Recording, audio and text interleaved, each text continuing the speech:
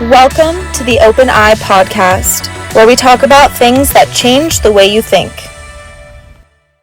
Should we get into it? Yeah, I think so. All right. Hello and welcome to the Open Eye Podcast. I'm very excited to introduce our guest today, which is Sam Gandy. Before we get started, I just want to do a little introduction on who we are and what we are here for. The Open Eye Podcast is basically to bring awareness to the problems in the world that we may have that people might be uncomfortable to talk about, or certain subjects that we don't really talk about in real life because they may not be seen as accepted. We are very excited to have you on today, and I'm going to hand it over to Ryan. Yeah, so we basically came across your article a couple weeks ago that you published in Drug Science in May of this year, 2022. Psychedelics as potential catalysts of scientific creativity and insight. And we really got interested, so we're really thankful that you would take the time to want to talk to us about it as well. So we basically just have some questions for you. If you could just, elaborate any thoughts you have. But before we get into the article, it'd be nice to understand your perspective and where you're coming from. So what is your educational background, and how did you know, or how did you realize this was going to be the field of study you wanted to pursue? So my background is more ecology based. So I did an undergrad in physical geography and then a master's in entomology, so scientific study of insects, and then I did a PhD in ecology / entomology. I've always loved nature and wildlife and the outdoors my whole life pretty much, and so I funneled that into my academic career. But then at the start of that academic university career, I encountered psilocybin mushrooms, which were illegal in London on the high street in Camden at the time. You could just go and buy fresh mushrooms. And so, I had some kind of early experiences with the mushroom, and that, I guess, sent things on a different trajectory for me. And I became really interested in psychedelics and I have a kind of mind that gets absorbed and engrossed by things, so I wanted to know all the different facets, like what was going on in the brain, indigenous historical use, cultural use, the events of the 1960s, the medicinal therapeutic potential of these things, the full spectrum I was kind of interested in. So I started attending events and conferences and started speaking and writing about these things. And starting to get to know some people in the UK psychedelic scene and beyond. And that eventually led to me being involved with research, looking at the capacity of psychedelic substances such as psilocybin to shift people's relationship with nature or their connection to nature. So that's my core research focus, but I became really interested in the creativity angle, which this paper centers on. I think principally because it's some of the research from the 1960s, from the initial wave of psychedelic research in the 1950s, 60s, before the government pulled the plug on all research, because these things were sort of spilling out onto the street, and the whole 60s countercultural thing was happening. But right at the end, when there was that sort of ban on research was enforced, there was some interesting research going on where psychedelics were being used to try and facilitate creative problem solving and scientific creativity, and quite widely among, in a variety of scientific fields, by Jim Fadiman and Willis Harman and his sort of colleagues. And that it just really stuck out to me because the results themselves were really compelling and interesting. It was, the study sort of basically got shut down midway through. I think Jim described receiving like the cease and desist all research letter from the FDA when they just dosed the engineers and scientists with mescaline that morning. So he was like, "Oh, I put the letter in the drawer. I was like, we'll deal with that tomorrow." And I guess I was sort of interested in, I'm interested in the possibility or the potential of psychedelics to benefit, to create benefits beyond just the individual. And we have a very individualistic way of looking at things like mental health and medicine in our society. And I felt that creativity is potentially one pathway by which psychedelics can kind of maybe better the collective rather than just the individual. And I really like the idea of using them in this kind of applied way as agents or tools that can sort of help us gain new perspectives on things and maybe overcome creative blocks and problems. So, one of my collaborators on the paper, David Luke, he's been involved with modern trials, giving LSD to scientists and engineers to try and facilitate creative problem solving. And I had a podcast with David and Jim Fadiman recently, and that was quite interesting and fun because they're from two different generations on both sides, pre-prohibition, post-prohibition, working on the same thing. So it was nice to sort of build a link there. So I guess David and his team have kind of carried that flame or lantern forward, and I guess I wanted to basically fan the flames of that if I can, and say this is important, this is interesting, it's worthy of more attention and work, I think. Yeah, we both listened to the Psychology Today podcast episode you guys did, and some really insightful stuff. And it is really cool to see that the end of the road in the 60s and the beginning of the road now in the 2020s, and how we can keep going on this path, even though we had that dark period in between. But you alluded to mental health as well, and that's something that we take very seriously, something that we obviously want to change. So how will people benefit from learning about creativity and the topics that you study specifically, and the topics we'll be talking about in the article? Well,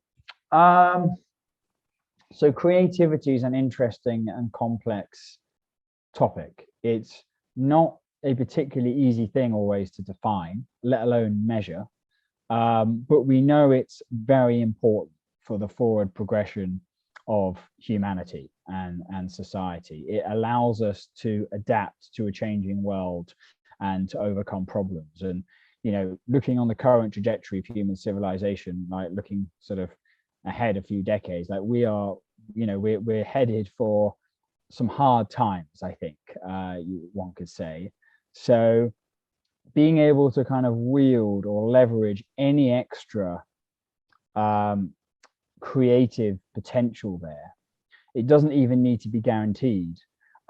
Even the mere possibility, I think, of facilitating creative problem solving or new perspectives, insights, I think is a worthy avenue to explore. There's not that much to lose by sort of delving into this, and potentially quite a lot to gain.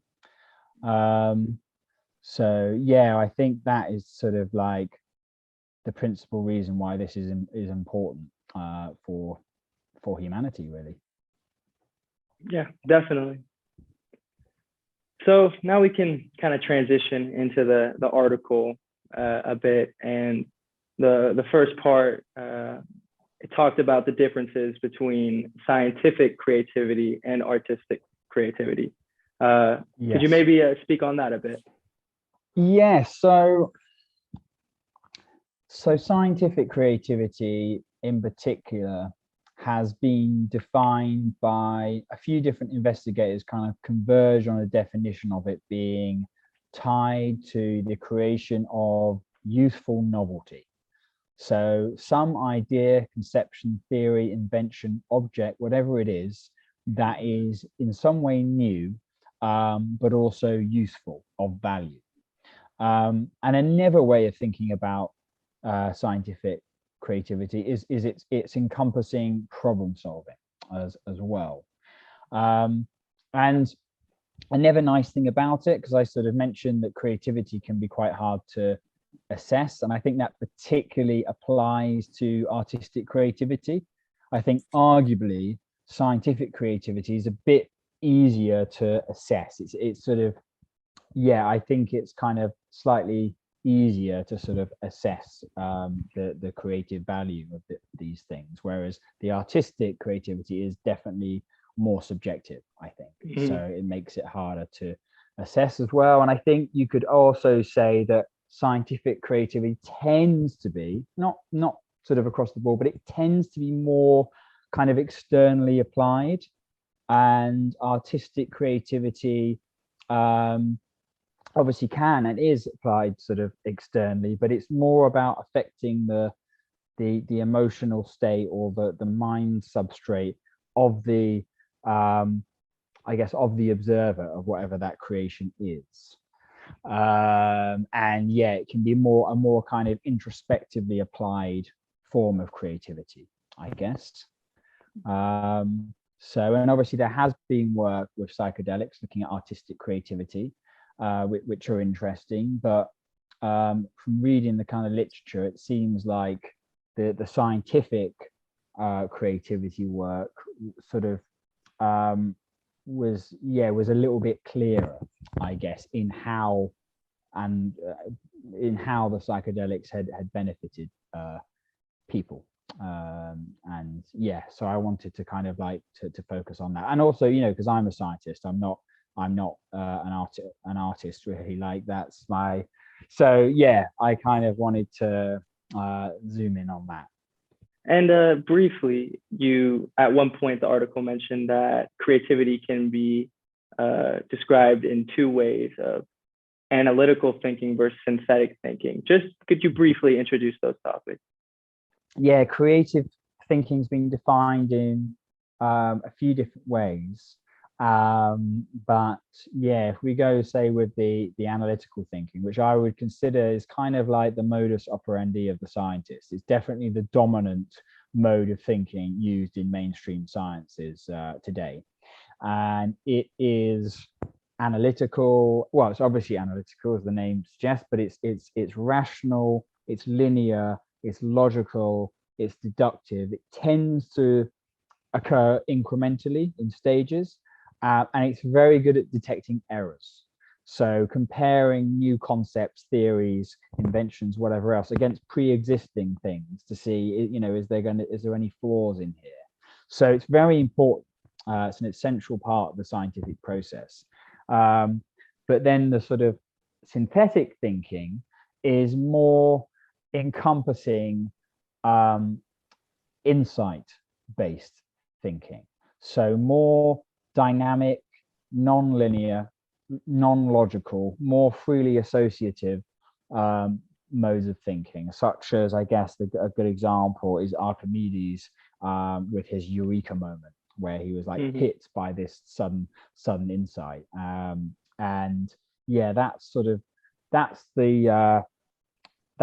kind of thing that, yeah, synthetic thinking is tied to. And yet arguably, and according to a few other scientists who think maybe we've slightly neglected the synthetic thinking based approach, we've slightly sort of overlooked and dismissed this more kind of insight based way of thinking and overly sort of focused on the analytical thinking.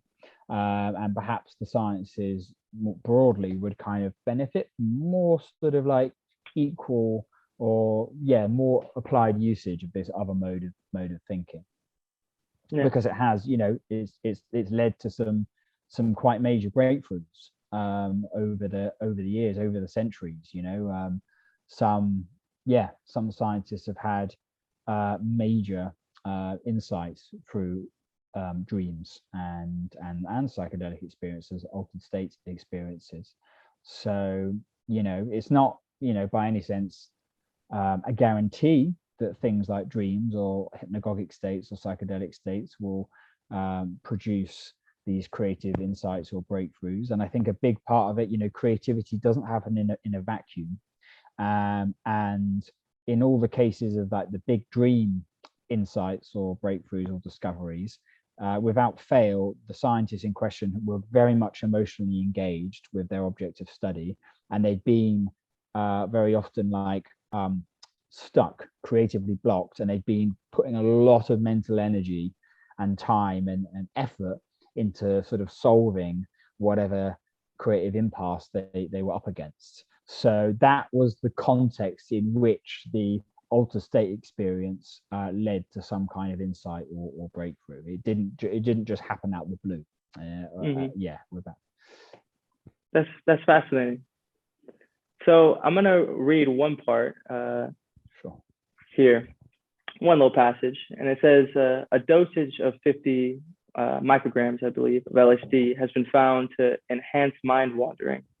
Mind wandering is inversely correlated with mindful awareness, which tends to be associated with analytical thinking. This suggests that while there may be gains in some forms of creative thinking under a psychedelic, there are likely to be accompanying deficits in analytical thinking. This suggests that the psychedelic state may contribute to aspects of creative generation, but not to creative evaluation. Why is that? And does that decrease in creative evaluation make psychedelics untrustworthy to an extent? So no, it's a good question. So I think what the research that I mentioned there is alluding to is there's no such thing as a free lunch here, in the sense that like the more your mind shifts in a certain sort of direction towards the more kind of synthetic insight-based thinking, or the more kind of analytical thinking, it's sort of hard to do both at once. You're kind of either veering in one direction or you're veering in the other. And so, but I don't think that has to necessarily detract. I mean, yeah, you do have to be discerning and careful. There is this thing of like, that's being referred to as the illusion of insight, where you might experience experience a perceived insight under a psychedelic, and you know your emotions are heightened, your powers of suggestibility are heightened. So you know you might be struck with an insight that feels very important and valid, but might not necessarily be. And this is where the analytical thinking comes in. So you know you can still have this sort of, I guess, kind of like broad creative generation of ideas, of new concepts, or whatever it is, but yeah, they will need vetting. And there's a really nice quote by the chemist Kekule. I think it's in the conclusion of the paper, and he says, let us dream, gentlemen, but let us not publish our results before they've been put to test by the waking understanding. And that's really nice, because that encapsulates like the importance of being a dreamer and of coming up with new ideas and things. But yeah, you don't just sort of like trust those as default. They need to be evaluated and vetted before you sort of take them on.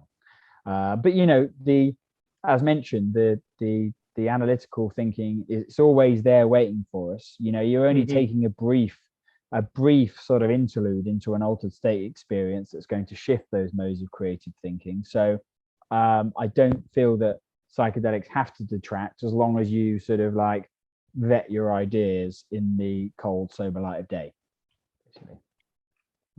Yeah. And a little later on,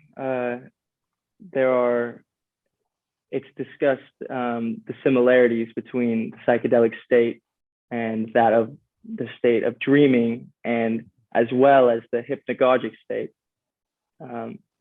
Is it possible to describe the similarities and differences between those, and maybe define the hypnagogic state for those who may have felt it before but have not truly understood its meaning? Oh, okay. Well, yeah, firstly, so the hypnagogic state is that liminal in-between state between being awake and falling asleep unconscious. and in many instances, for many people, it will be very brief. But if you kind of pay attention to it mindfully, or take an active interest in it, you can start to draw out that in-between state quite dramatically, and it becomes really quite psychedelic. I mean, it's being compared to I've read a paper from 1897 where the author had experienced mescaline, and he was comparing it to the hypnagogic state, and he says it was the closest thing he's experienced to the deep psychedelic state was that hypnagogic state before going to sleep. So there's been sort of similarities and parallels noticed between these states for a very long time, a pretty long time, and same with dreaming as well. It's been considered for quite a few decades, over half a century, that psychedelics effectively induce subjective dreamlike experiences,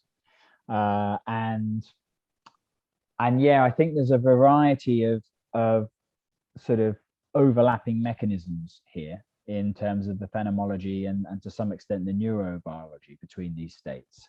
I think an important one is this state of free association that occurs in all these three states, and that is essentially connecting dots and making connections between things that ordinarily in sober consciousness you wouldn't be likely to make. So that seems to be part of the creative thinking process. Like, certainly not the full story, but it does seem to be sort of one of the mechanisms at play. And again, you've sort of, as kind of mentioning the synthetic insight-based thinking, like the dream state, the hypnagogic state, the psychedelic state, they're dynamic, fluid states of consciousness. And yeah, they do tend to be non-linear, non-logical. They can be non-rational. And so yeah, there's a number of overlaps there. I think a few interesting differences is that, in a dream state, unless it's a lucid dream state, say, it's easy to sort of get lost in the dream state and to sort of not really be aware of like where you are and what's going on. Whereas on a psychedelic state, that the metacognition tends to be preserved. So you've kind of got one foot in this world and one foot in that world, and you tend to know where you're going and what's going on, that you're under the influence of this drug that's putting you in a kind of like a dreamlike trance state, essentially. And to some degree that applies to the hypnagogic state as well. It's kind of, you're still sort of, you're aware of kind of where you are, but that it's definitely starting to fray at the edges a bit, and the deeper you go into that state, the more you'll sort of lose your tether to your physical waking reality. And an interesting aspect of the psychedelic state, I think, is that that aspect of heightened brain connectivity. So within network, connectivity of the brain goes down. So on a local level, parts of the brain are sort of like talking to each other less, but globally over the whole brain, areas of the brain that don't normally link up are linking up under the psychedelic. And that's been shown with brain imaging on both psilocybin and LSD. So it seems to be quite a core aspect of the psychedelic brain state, is this sort of like interconnectivity of the brain.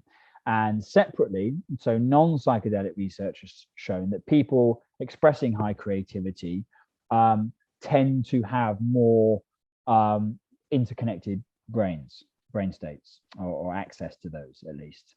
So yeah, that's kind of, and I think that's quite a unique or characteristic signature of the psychedelic state, relative to the dream state. But I'm sure there's probably changes in connectivity going on in the dream hypnagogic state as well.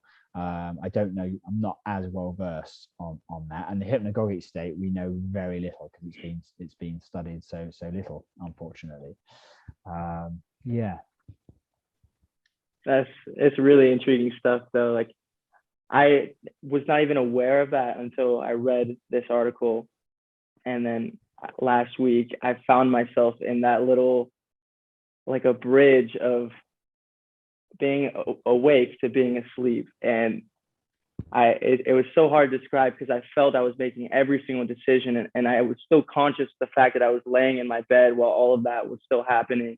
But I did get that feeling to an extent as it kept going on. I started to lose the grasp of it, and things started getting out of control.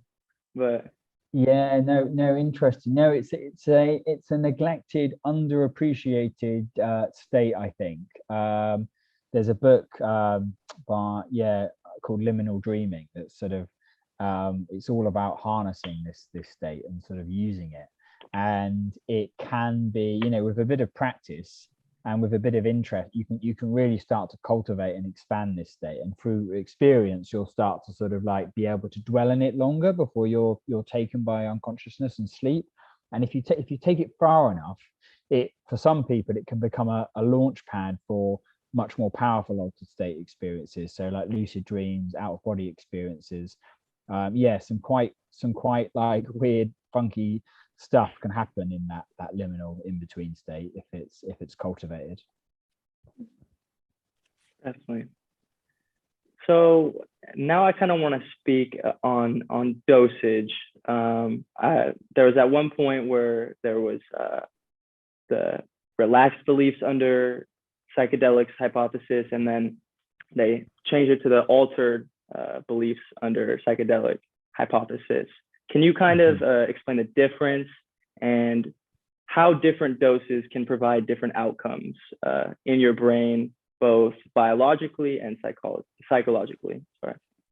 Yeah, so I think the kind of relaxed, or the rebus model, as I think it's being called, or the relaxed beliefs under psychedelics, is I think alluding to, so when you're going about your sober day-to-day waking life, your brain is, it's forming a model of what it thinks is going on in your waking reality. But the brain likes to take shortcuts, and it's basically projecting the world out there, even though it's sort of all in there. It's projecting that based on your prior experiences and expectations. That's how it's partly forming this model. And when you're on a high dose of a psychedelic, it interferes with the thalamus in the brain, which acts as a kind of sensory gate. It's always acting to some degree as a kind of a filter for incoming sensory data, and it's sort of partially overwhelmed or taken offline. And so you then, when you're looking out at reality, you're seeing it in a more unedited, uncensored way, without those prior expectations and experiences imposed onto it. So in a sense, it allows you to look at things with new eyes and a fresh mind. And I think that's really interesting in terms of creativity, because, as touched on before, it's to do with coming up with new ideas and new solutions. So being able to look at things through new eyes rather than looking at things with your prior expectations and beliefs, it is potentially like quite powerful when it comes to thinking creatively.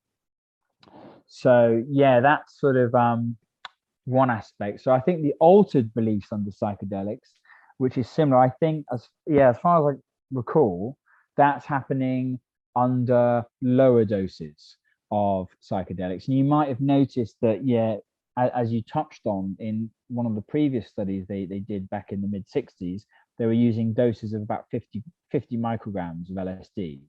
The mescaline dosage of 200 milligrams was equivalent to around that dosage of LSD. And that's obviously not a high dose by today's clinical standards, where we're using like 25 milligrams of psilocybin, which is a good sort of dose. But I think with this particular applied aspect of psychedelics, like a bit less can be a bit more, in the sense that I don't think a full clinical dose, be that 200 micrograms of LSD or 25 milligrams of psilocybin, would be that helpful here, because I think you would be more distracted and emotionally involved in what's going on inside your head, and yeah, your powers of concentration and able to apply will and stuff towards creative tasks may be diminished. So I feel like there's a sweet spot here. There's kind of a Goldilocks zone of dosage in this particular context, where yeah, having enough to kind of like heighten your visualization abilities, enhance your empathy and connection, increase your access to the subconscious, increase your motivation. All these things, yeah, can be helpful. But yeah, past the point, I think having more will, if anything, kind of get in the way, potentially, rather than help you. Mm-hmm. Would you say that this is applicable to everyone and psychedelics would be beneficial to everyone? Or are there certain people that maybe wouldn't be for? What is your look on that? Good question. I mean, I wouldn't go as so far to say that psychedelics can be beneficial for everyone, because we know they're not, just looking at it more widely, they're not beneficial for everyone. Mhm. So I would assume that also applies in this context as well. But in terms of people benefiting, yeah, it's a good question.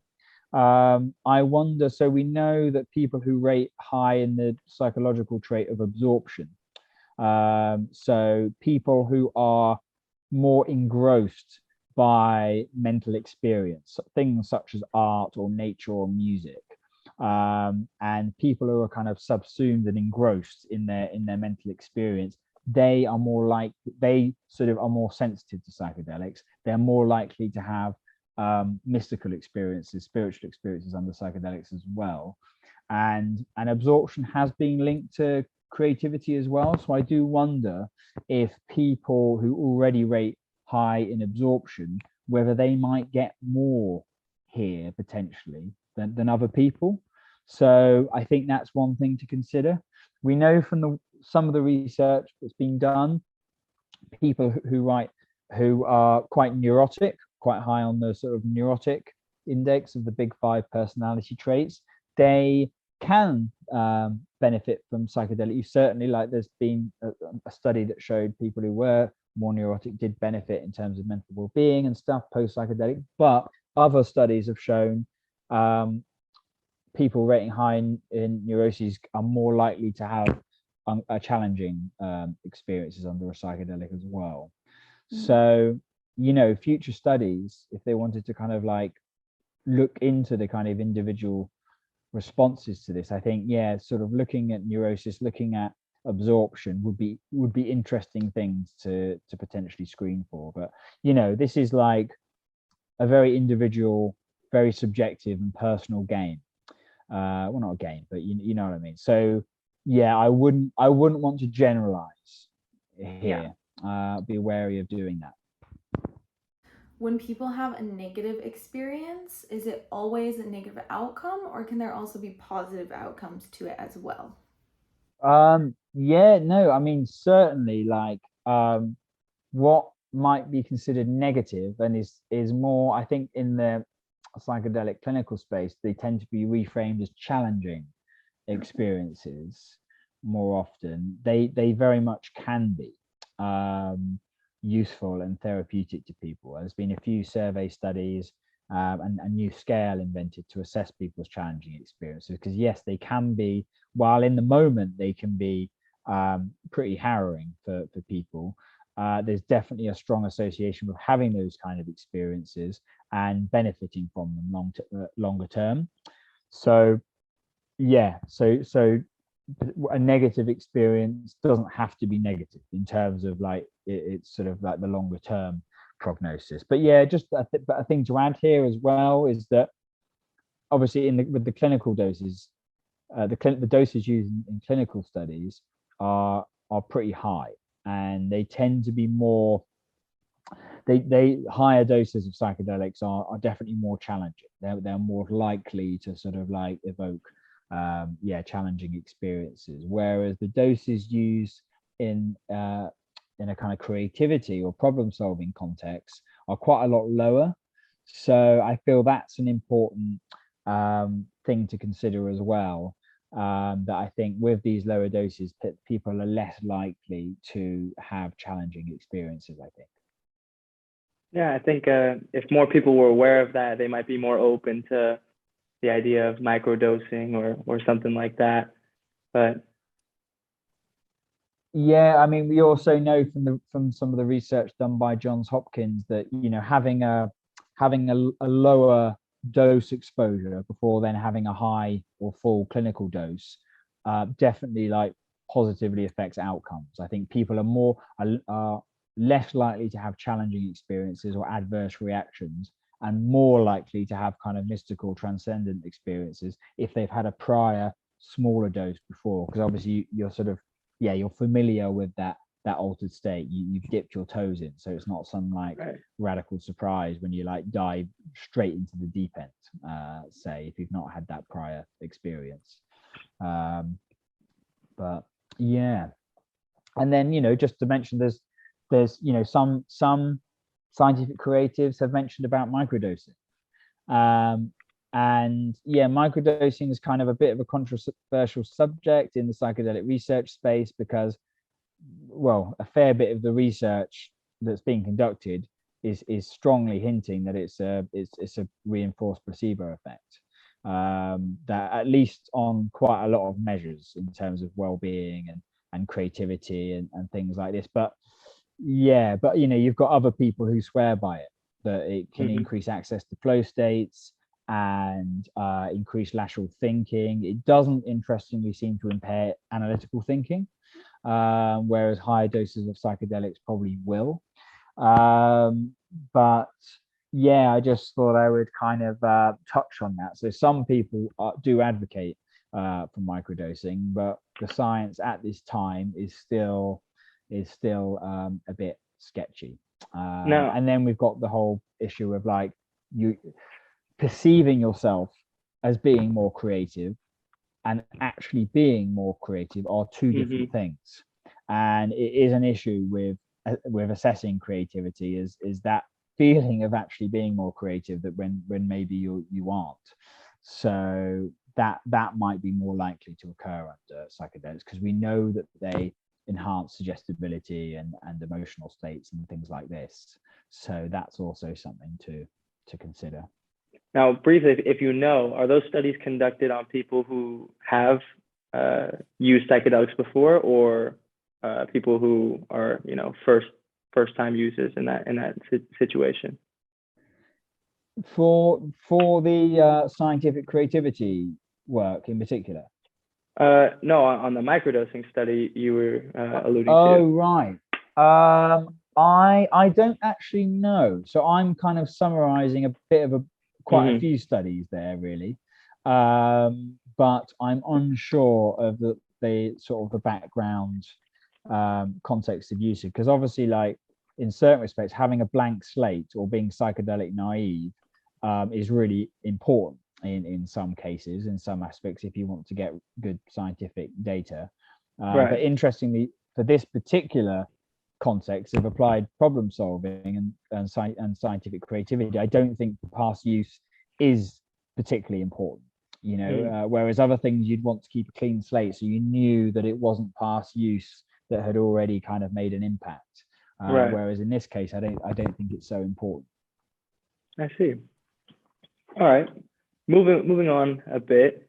So in the article, it kind of brought some examples of people who have credited their success to psychedelics, and one of them was Carrie Mullis, who developed PCR tests, which were super helpful over the past few years in the pandemic, and was awarded a Nobel Prize in 1993. And also Carl Rovelli, a theoretical physicist and a founder of loop quantum gravity theory, which is, pushing through in a field that is very, very important and useful and way beyond my concept of knowledge, but yeah, same. but like for both these cases, these scientific breakthroughs came well after the use of the psychedelic, yet they still credit their breakthrough to it. Can you maybe speak on how psychedelic experience leave lasting effects on your cognition? Yeah, so I think there's a few things to consider here. I think that initial spark of inspiration is an important aspect of creativity and sometimes maybe slightly overlooked. Another good example here is Alexander Shulgin, who, you know, he had a mescaline experience that forever changed his life, and he decided to devote his mighty brain to creating and testing many different psychedelics. And obviously he wouldn't have done that entire life path for him he wouldn't have walked down had it not been for that prior mescaline experience. So sometimes just like a single important experience can radically alter a life trajectory. So that's sort of one thing to consider. And then in terms of more enduring effects, so we know from a few different studies now that psychedelics such as psilocybin have been associated with facilitating enduring increases in trait openness to experience. And that's one of the big 5 personality traits, and it's tied to hunger for knowledge and intellectual engagement. So I think scientists tend to rate a bit more highly in openness compared to sort of average population, and it's also the strongest personality trait to correlate with creativity, and particularly scientific creativity. So I think there's a possible mechanism through which that long-term effects might be gained is through this shift in openness. I think that can have important implications. And, you know, like there's some, I guess, indirect evidence that hints at this. But yeah, I should say there's not been any direct work looking at like post-psychedelic shifts in openness and then seeing if they're tied to creativity increase. But that seems to me like a probable mechanism at play here. But then there might be other effects going on. So what was interesting, the case of Carrie Mullis, and I think it's likely that Carrie Mullis thought in a very visual way. And this is an important thing to consider because we don't all think the same, you know, and it's sort of, I think we think in quite a plurality of ways. And I think Albert Einstein was also a very visual thinker. He thought in visual concepts and he used visual thought experiments to sort of think about relativity. And Carrie Mullis interestingly said that his sort of big insights into sort of PCR came not during his LSD experiences, but after. And he said that through the LSD, he kind of learned how to visualize about how to get down to be on a kind of have a molecularized view of what was going on. So he was like sitting on a ribosome in the cell and he was seeing the polymerase enzymes going by. And this is interesting because this kind of shift is not unique to him. It is very interesting in that it happened after his experience rather than during. But other scientists under psychedelics have reported similar things. And this is interesting to me because obviously science is about maintaining a detached, objective stance. You try not to kind of, you know, beyond your experimenting kind of plan. You don't want to interfere with or mess with your objective study. You want to try and maintain this objective, detached distance. Whereas some of these scientists, like the opposite thing happens, where they appear to, in their mind at least, they become their object of study and experience or perceive from its perspective. And we call this, it's being referred to as pluralistic perspectivism, because it allows for all these different potential perspectives. And this is kind of a more shamanic pathway to gaining knowledge. That is to become that which you want to learn about. And I think maybe science, mainstream science, could perhaps benefit from a bit more of this. I mean, think about the potential of becoming that which you study, for generating new insights and stuff. And like, we can, some scientists will go, well, you're breaking the rules there, because you're no longer detached and objective and apart from your objective study. But I would say, that mode of looking at things is always there. It's not going anywhere. It's still waiting in the wings. It will be taking over again as soon as you start to sober up a bit. So I don't think there's anything wrong with sort of like, having these sort of radically different perceptions or perspectives on things that you're interested in. And it could be very fruitful terrain for fresh new insights. That is really fascinating. I can't even imagine sitting on a ribosome or mitochondria in a freaking cell. That'd be unbelievable. But really good stuff. Now looking to the future, since we can see that psychedelics can be used to solve issues in a scientific, and I would say even in an entrepreneurial sense, with some problems that some business people may run into. Is there potential for psychedelics to cure depression across society at a potentially a global scale? I don't know if I would use the word cure. I would maybe use the word treat instead. I'm not convinced that psilocybin is a magic bullet here. I think it can definitely be helpful.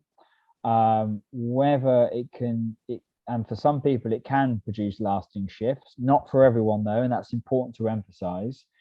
Some people, a small minority, don't seem to gain benefit, whereas a good proportion of people, at least in the studies conducted so far, will gain relief, but it may only last a few months, and then sort of like their sort of like depression scores may start to creep up again. Whereas for other people, it may be a much more sustained, enduring shift. So it varies with the individual.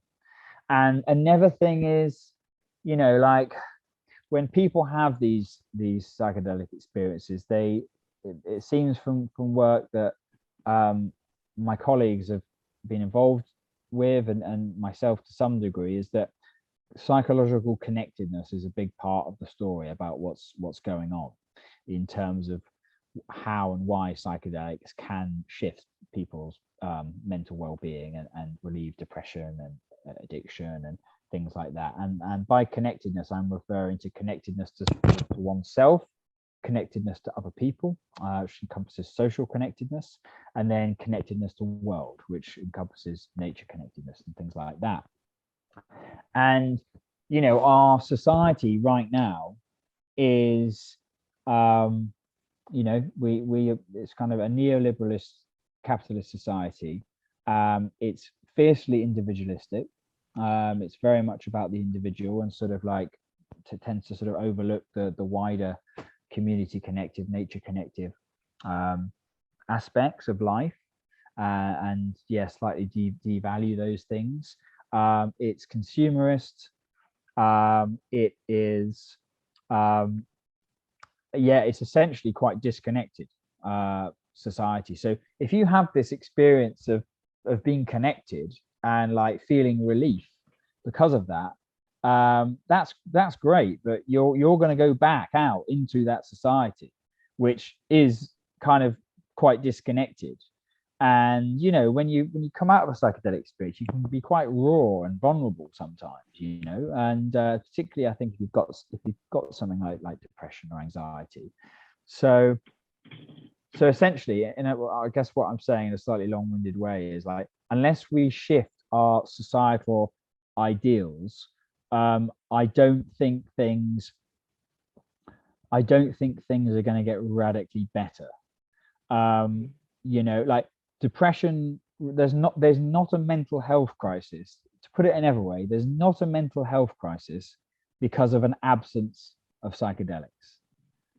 Does that make sense? That's happening anyway. And it's not because it's obviously we can say, oh, well, psychedelics are helpful treatments. And yes, they really seem to be, and that's great. But why do we need them in the first place is one way of looking at it. So, and I would argue that part of the reason is because we lived in a materialistic, individualistic, disconnected society that, don't get me wrong, has borne us many fruits. But it is also, I feel, harming our mental health and the environmental health of the planet.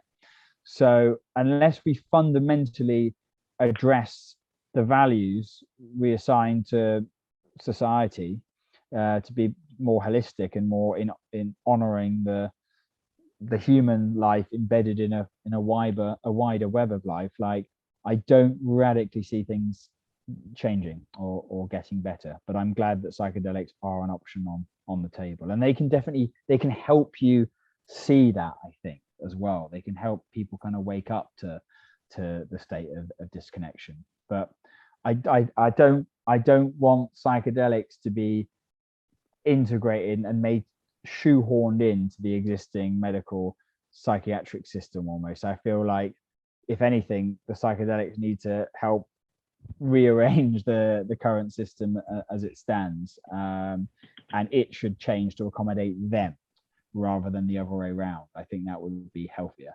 and more holistic. I totally agree with that. All right, now shifting to you, what in I guess in creativity or even in nature have you not explored yet that you want to explore? Maybe what's next in your research, and is there some ultimate goal that you would like to reach in your career? Wow. So yeah, it's quite a busy time in terms of, there are a few different study papers in the pipeline. I'm an independent researcher, so I do all my scientific work in my own free, unpaid time.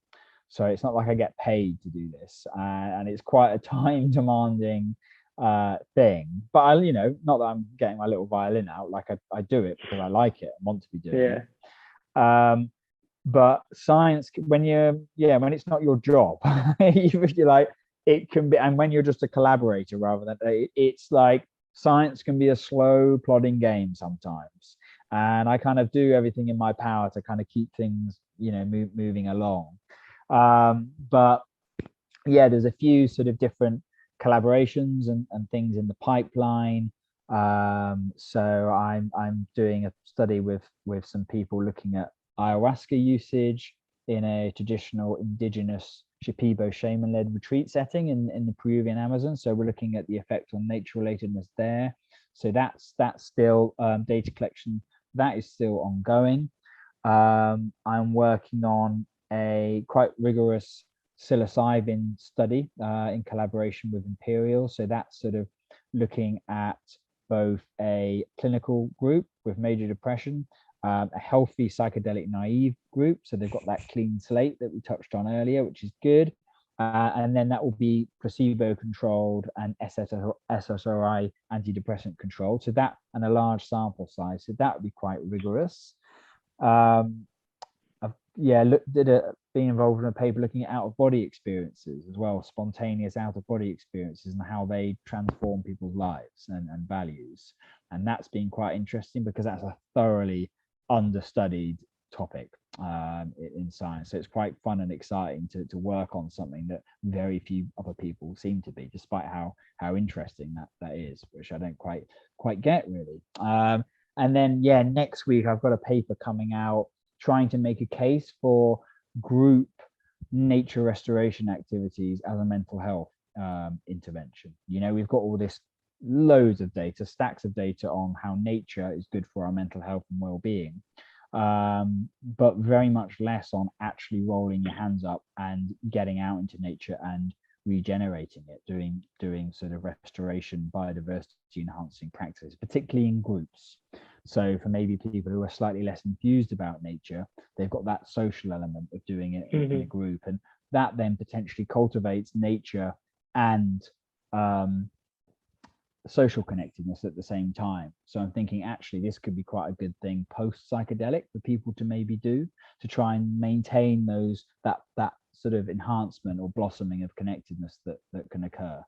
So yeah, there's sort of I guess, and I've recently got a job, and I'm going to be working on nature as a nature recovery specialist advisor here in the UK, which I'm quite sort of chuffed about. So I guess ecology, nature is still my first love, but yeah, restoring nature and restoring people's connection to nature are two big passions / interests of mine. And obviously, yeah, the nature connectedness stuff, I guess, is principally happening through my scientific work, whereas my day-to-day work will, I think, be shifting to the sort of the nature side of things. So that's sort of where I'm at now with stuff. And also, yeah, I quite like, a bit of science comms as well. I've got a fair bit of experience now, like speaking on things and writing about things, and I quite enjoy being able to do that sometimes. Not all the time, but I do like a little bit of that. So that's sort of, I guess, where I'm currently at with things. Yeah, That's awesome. It's nice to know that you're gonna continue that passion of yours with nature, but also, clearly the fact that you're an independent researcher, you're doing this on your own time, you clearly have a passion for that as well. So, it's awesome that you're on that track, and who knows what comes next. Yeah, no, thank you. No, it's definitely an interesting time. There's a few different things going on, and I'm trying to kind of have them wrapped up hopefully by the end of the year. So yeah, but then we'll see. I mean, part of me thinks, okay, it's time to like focus on like worky income stuff and stop getting distracted by doing research stuff. But I just get pulled back into it because it's interesting and there's potential for collaborations. I like linking up and connecting with good people, who've got their own perspectives and stuff, and I'm all for collaboration like that, and I like it. So yeah, I'm not gonna quit doing that for a while yet, I don't think, but yeah, we'll see what happens. All right, and lastly, how can the average listener continue the domino effect in looking to change people's perceptions on psychedelics? Well, I feel like a quite easy but maybe powerful thing is to sort of like to talk to people about it, who maybe aren't aware or might be a bit skeptical or anti. I think that's important. I mean, there's loads of obviously accessible information now on the internet. There's books, there's Netflix series, there's quite a lot of media out there conveying that, psychedelics can potentially be really helpful for people. But I still think there's something to be said for, actually like speaking to people. And, I try and be kind of upfront as well. I don't shy away from my personal experience. I know, not everyone it's because I guess I'm an independent researcher. I don't have to toe the line with any particular research group or department, because I know that some colleagues in the space, they wouldn't publicly kind of admit to being experienced, which I know they are.